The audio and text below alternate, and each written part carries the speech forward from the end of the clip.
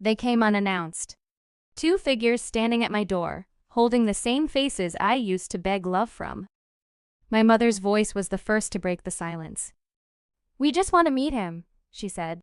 Her tone was rehearsed soft, almost trembling.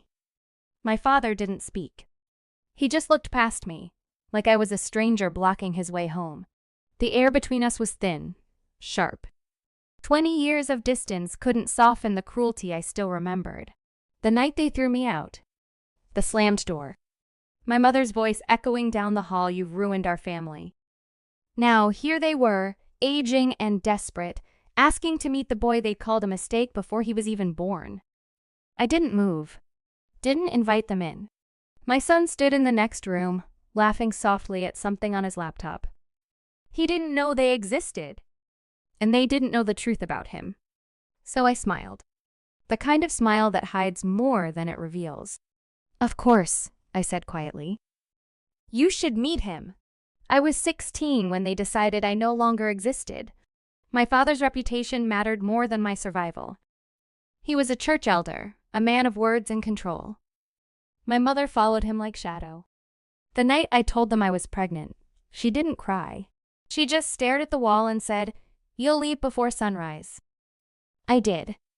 I left with nothing, no money, no warmth, no plan. Just the heartbeat inside me, small and steady like a secret. For years, I thought of them when it rained.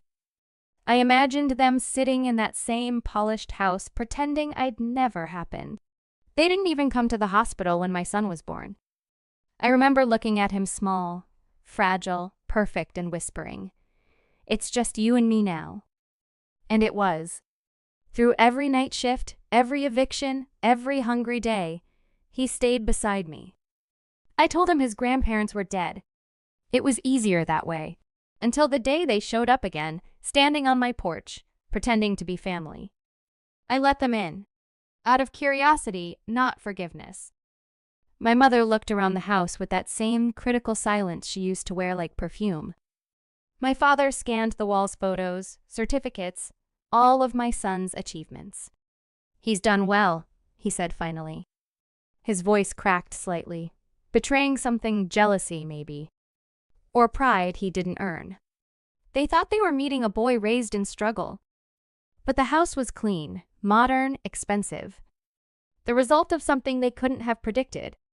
Because what they never knew, what no one knew, was that the man who helped me all those years ago wasn't my boyfriend from school. He was someone else. Someone older. Someone they knew. My father's business partner. The same man who visited our house every Sunday, calling me kiddo, smiling too long when my father wasn't looking. He was the first person to offer help when I ran away. Paid for my education. Supported the child. Quietly. Consistently. Until the day he died and left everything to me and to our son. My son. Their grandson. My father's partner's son. I called my son into the living room. He walked in tall, composed, intelligent in the way that unnerved older men.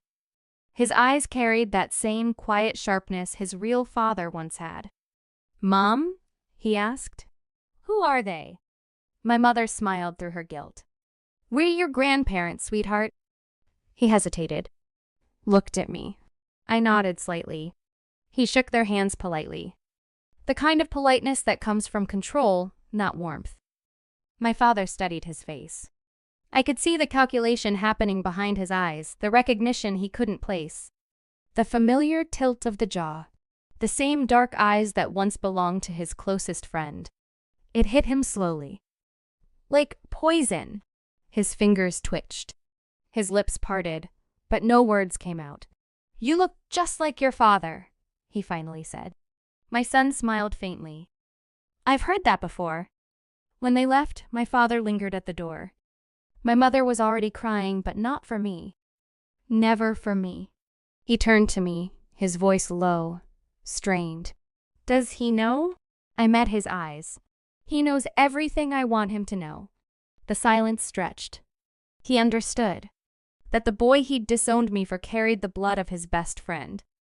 That his legacy, his pride, his name meant nothing anymore. I did what you taught me, I said quietly. I survived by choosing silence over shame. His face collapsed, not in rage, but realization. The kind that cuts deeper than anger. They never came back. A week later, I received a letter from my mother. It was short. Apologies wrapped in excuses. I didn't reply. Some truths don't need to be spoken twice. My son asked once about them. I told him they were ghosts people who taught me how to disappear and rebuild from nothing. He nodded. Never asked again. Sometimes I think about that night in the rain, the one when they locked the door behind me. I realize now they didn't just lose a daughter. They lost the only version of themselves that could have been redeemed. And the boy they came to meet? He was their mirror, a reflection of everything they buried, and everything I became. They wanted a grandson to love. Instead, they met the consequence of their own cruelty. Thanks for watching. Don't forget to like, share, and comment. Subscribe now to Cheating Stories Insight World for more amazing stories.